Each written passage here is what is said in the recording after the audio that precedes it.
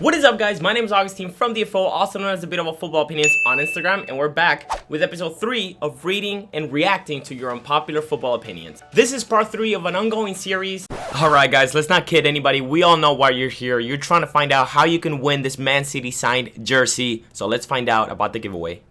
Okay guys, so as I've shown you in my stories, I have 2 jerseys. This one is for me. I'm gonna keep it and frame it, and you'll probably see it in the background of the videos forever, for years to come. As you can see, it has the most signatures out of anything that I've gotten so far. Bernardo Silva is up here at the top. In the bottom, you'll see a lot of scribbles that I'm yet to discover who they are. I know some of them, I remember some of them. Zabaleta, Grealish, Rodri, Mahrez as well. So this one, again, it's for me, and I'm gonna frame it and keep it forever. But this is what you came here for, your jersey. As I told you guys, I rushed home one of the days that I was trying to get signatures, and I rushed home for this jersey so I could get it signed and give it away to you guys. This one has 4 signatures. The one at the very top is Zabaleta. The one in the bottom is Julian Alvarez. As you can see, he has his name and the J and the A. And then the ones in the side are Grealish and Haaland. Haaland just drew a little scribble with a weird looking heart, and then Grealish just a sophisticated looking signature. But yeah, this is the 2012 Man City kit with Aguero on the back. So yeah, you got 4 signatures here. Haaland and Grealish, top players. Julian Alvarez, someone who could become one of the greatest players in the future. And then you got Premier League and Argentinian striker Zabaleta. He's a legend of the game. Some of you might recognize him. So this is the jersey that I'm gonna be giving away. All you have to do to win this jersey are 2 things. 1, subscribe to the channel, and odds are that you already have, so thank you. And 2 is just comment down in this video what is your most unpopular opinion in football. That's all you have to do. 2 things, and that will guarantee you that you enter the giveaway to see if you win this signed jersey. So anyways guys, from the bottom of my heart, thank you to everybody who's helping the channel grow, and for everybody that's participating in this giveaway. I really hope that whoever wins it treasures it and doesn't just sell it or something. Someone who's a really big fan, I hope you win it. If you're a really big fan, I hope you win it, and best of luck to you all. But without further ado, let's get into episode 3 of reading your most unpopular football opinions. Here we go.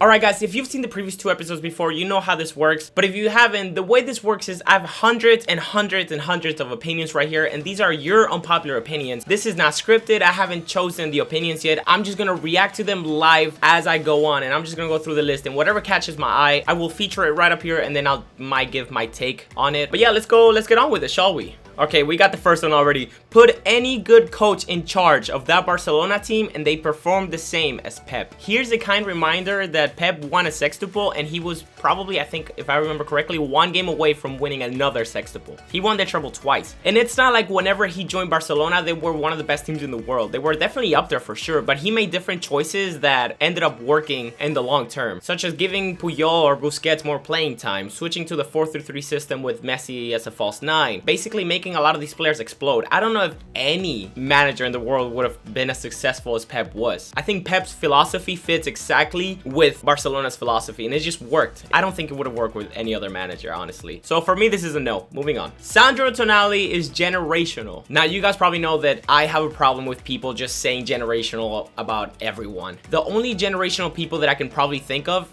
in this generation are probably Haaland and Mbappe, and I don't know if I would add a third one. The thing is, you can say, oh, that's a generational center back, like De Ligt is probably a generational center back. I don't think he's a generational player, because for generational, the way that I think about it is a player that is so good that comes once or twice each generation, maybe even 3 times. So Messi and Ronaldo are generational. Neymar could also be generational, but that's also a bit of a stretch. We can't just say everyone's generational, because that's just every player. That's not how the term works. So who are the generational players in this generation? Probably Mbappe, probably Haaland. If you break it down by positions, you can maybe then add more. Like, you can just be like, this player is a generational goalkeeper. Donnarumma, maybe you could give him a shout.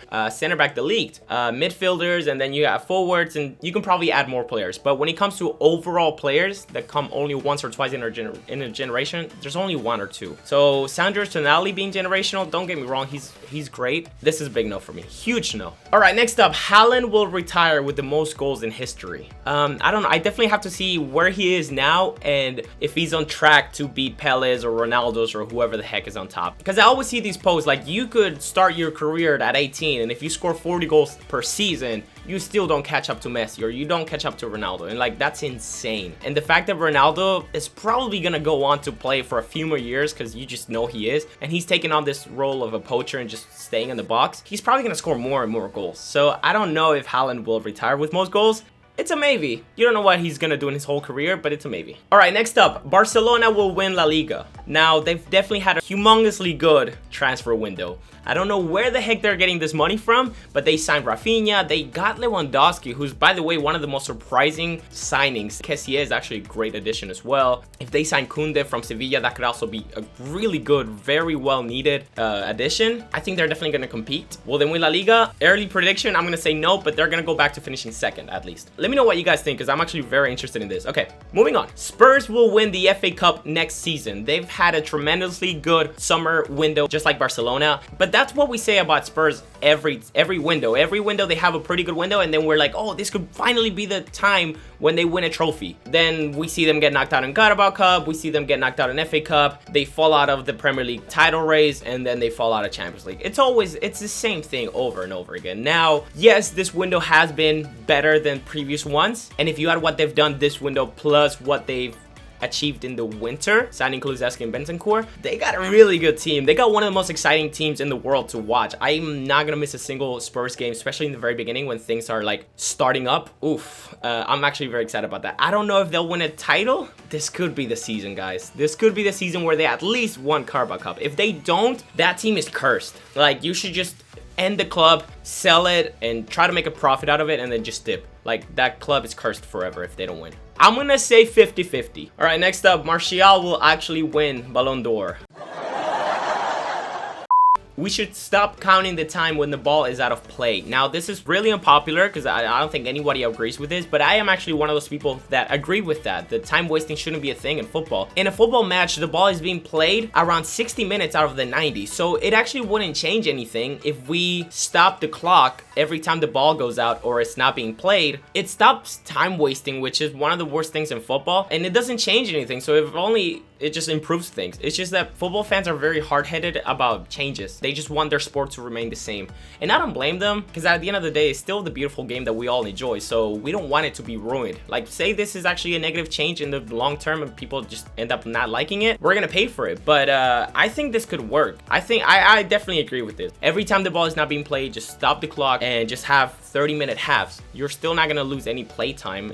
We're not gonna watch the footballers more or less. They play around 60 minutes from what I've heard. I agree with this, but I know most people won't, and I don't blame them at all. All right, next one. Messi doesn't need a World Cup to be the undisputed GOAT. Individually, he's already proven it. Now, I agree with the part that you don't necessarily need team trophies to prove how good an individual player is. It really bothers me whenever somebody says, oh, BBC is better than MSN because they won more Champions Leagues, or Casillas is better than Buffon because of the Champions League. You can make an argument individually for these two players, but whenever you bring up team trophies, like, they play a part out of 11 players or more from the bench and the reserves. They are just one part of the whole team. It doesn't make any sense. And also, let's think of a huge hypothetical right now. Whether or not you think Messi is the GOAT, let's say that Higuain's shot against Germany went in. So Argentina are 1-0, and then the game is pretty shut down. Argentina's defense clutches it up, and Argentina win 1-0. Therefore, Argentina win the World Cup in 2014. Let's say that were to happen. So nothing that Messi did was different from that game. Let's say he has that shot that he missed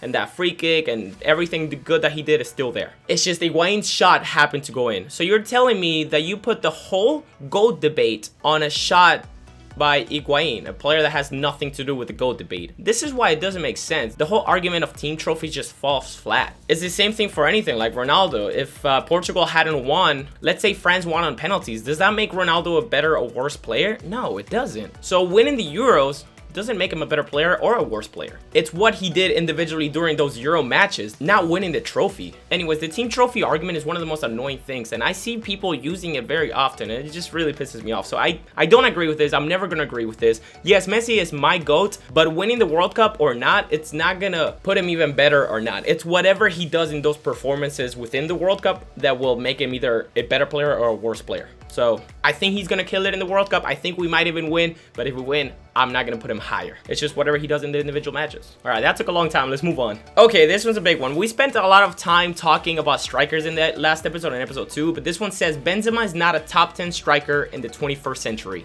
In the 21st century, there's a lot of strikers. I don't know if you count Henry as a striker. I'm gonna put it as left wing, so I'm not gonna count him. But you do have Suarez, Ibrahimovic, Lewandowski, Eto'o, Villa, Fernando Torres. A lot of great strikers, but Benzema surely has to be somewhere up there, especially top 10. Maybe if you really care about consistency, and that's something that Benzema hasn't really, he kind of lacks a little bit of consistency, not to diminish what he's done before, but it hasn't been as great as now. Maybe that could knock Benzema a little bit down, but top 10? I don't think so. I don't think he's outside of the top 10. I'm gonna go for no. I would put him either, I'm gonna put him 4th. Without thinking about it too much, I always pretty much say Benzema is 4th, Ibrahimovic is 3rd, Lewandowski is 2nd, and then Suarez would be 1st. But that's just my ranking from the top of my head.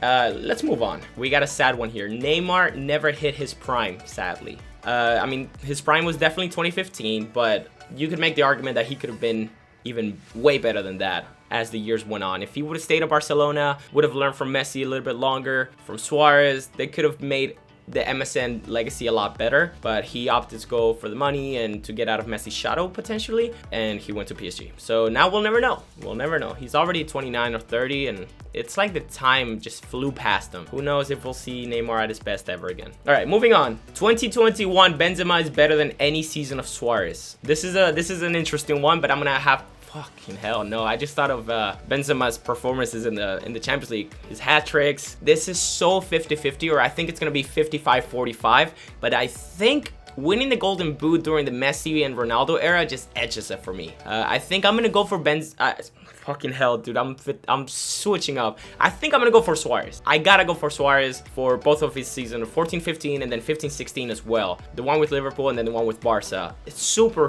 close. I think most people won't think that it's as close and they'll just go for Suarez, but I think it's closer than people think. But I'm still gonna go for Suarez. Falcao is the best striker of all time in Atletico Madrid. This is spicy because, as you guys might know, Atletico Madrid have made some really great strikers in the last, like, I guess in this century. They've had the likes of Falcao, Agüero, David Villa, Fernando Torres, just from those 4. That's actually a very interesting poll that I guess I'm gonna do just to shut down the argument. I'm gonna say no. I think Villa was probably the best striker just out of those 4, because I'm probably missing somebody. I think out of the 4 that I mentioned, it's gotta be Villa. Agüero maybe 2nd, Falcao 3rd, and Fernando Torres might be 4th, but it sucks putting him 4th because he's so good. It's just that they have so many great strikers back in the day. I'm gonna say no, but maybe you guys will agree. Ooh, this one's spicy. Thomas Müller is the 3rd best player of all time behind Messi and Ronaldo. Wait. 3rd best player of all time? He said of all time. I thought he said of our generation, or of the 21st century or something. If you tell me since the 2010s, it's a maybe. If you tell me from the 21st century, it's a huge no. If you tell me of all time, I just have to punch you in the face. I'm hoping that this guy meant from the 2010s or something like that. Anyways, we're gonna skip that.